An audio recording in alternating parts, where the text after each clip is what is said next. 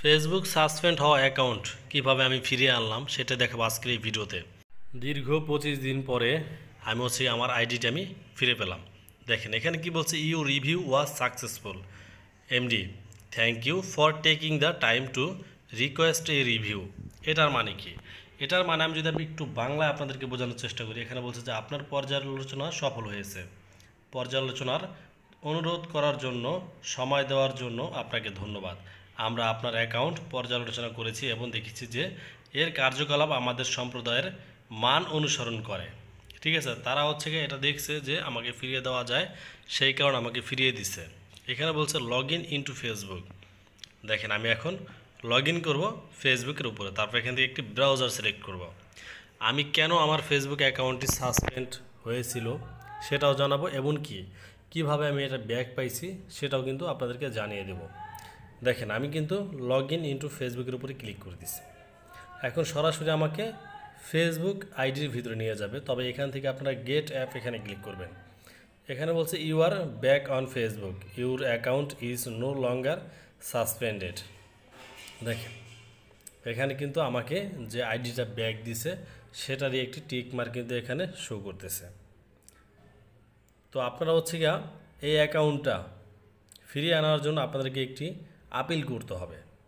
আমি কিন্তু সেই আপিলের লিঙ্কটা দিয়ে দিব এই ভিডিওর কমেন্ট বক্সে বা ডিসক্রিপশন বক্সে।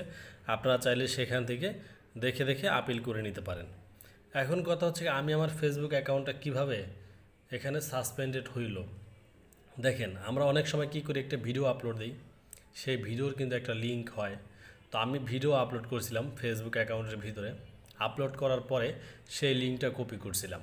কপি করার পরে আমি যেই থাম্বনেলটা দিয়েছিলাম ভিডিওর ভিতরে, সেই থাম্বনেলটাই আবার পোস্ট আকারে করছিলাম। আমরা ছবি আপলোড করি না, সেইখানে ছবি আপলোড করার সিস্টেমে আমি ফটোটা প্রথমে আপলোড করলাম। আপলোড করার পর ওই যে ভিডিও লিঙ্কটা সেটা পেস্ট করে আমি আবার একটি পোস্ট করছিলাম। তখন কিন্তু আমাকে ফেসবুক অ্যাকাউন্টটা একদম পুরোপুরি সাসপেন্ড করে দিয়েছিল। তো দেখেন আইডি ব্যাক পাওয়ার পরে দেখলাম যে এখানে আমার একটা ইস্যু দিয়ে দিচ্ছে তারা। এখানে একটা সাম ইস্যুস দেখা যাইতেছে, তবে সমস্যা নাই, ইস্যুসটা আমি দূর করে ফেলবো, কোনো সমস্যা নাই।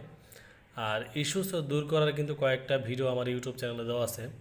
আপনারা চাইলে কিভাবে ফেসবুকের এই যে সাম ইস্যুসগুলো রিমুভ করতে হয় সেই ভিডিওগুলি কিন্তু অনেকগুলি ভিডিও আমি দিছি পরপর।